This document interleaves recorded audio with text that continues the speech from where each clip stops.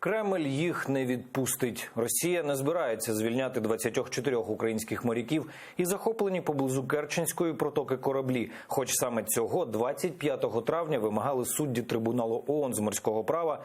І Росія мала місяць, аби повернути бранців додому, але вже традиційно проігнорувала рішення міжнародних суддів. Чи можливо було змусити країну-агресорку звільнити військовополонених українських моряків? Та чи вдасться покарати Кремль за непокору, розбиралася наша Тетяна Сулій. Їх 24 і вже 7 місяців Росія тримає їх у московському СІЗО Лефортово. Поруч із вбивцями і злодіями військовополонені українські моряки.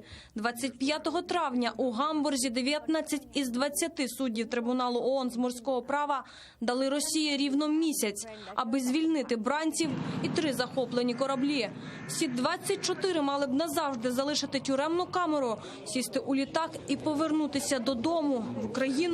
Якби тільки Кремль мав звичку виконувати рішення міжнародних установ. Останні 30 днів там вдавали, що рішення трибуналу не існує. І лише сьогодні заявили – моряків не відпустять. Данный случай не является подсудным для этой судебной инстанции. В этом заключается позиция Российской Федерации. Полномочия суда не распространяются на эту ситуацию. В свои 20 я в заперті. Ми здесь держимся і не падаємо духом. У Страсбурзі листи від загратованих у Лефортово українських моряків у футболці із зображенням Олега Сенцова французькою. Аби зрозуміли всі присутні, зачитує Ірина Геращенко. Це мали бути їхні останні листи з неволі. І вже сьогодні Росія мала б відзвітувати перед трибуналом ООН про звільнення полонених українців. Та це рішення Кремль очікувано ігнорує. І замість нових санкцій Росії повертають право голосу в ПАРЄ.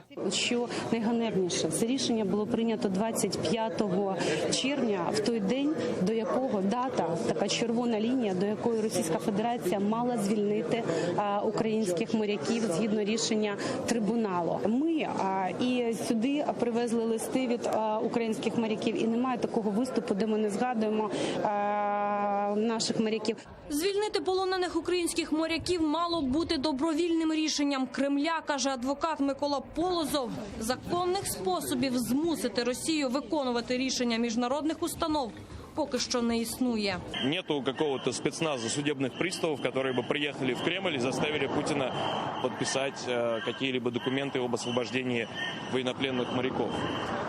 На текущий момент, кроме инструмента политического и экономического давления на Россию, к сожалению, цивилизованный мир не придумал ничего, никакой альтернативы. Україна буде вимагати від міжнародної спільноти покарати Росію за відмову звільнити моряків. В українському МЗС кажуть, світ має закрити для Росії свої морські порти і заарештувати активи російського флоту, аби економіка країни-окупанта сповна відчула наслідки непокори рішенню трибуналу ООН.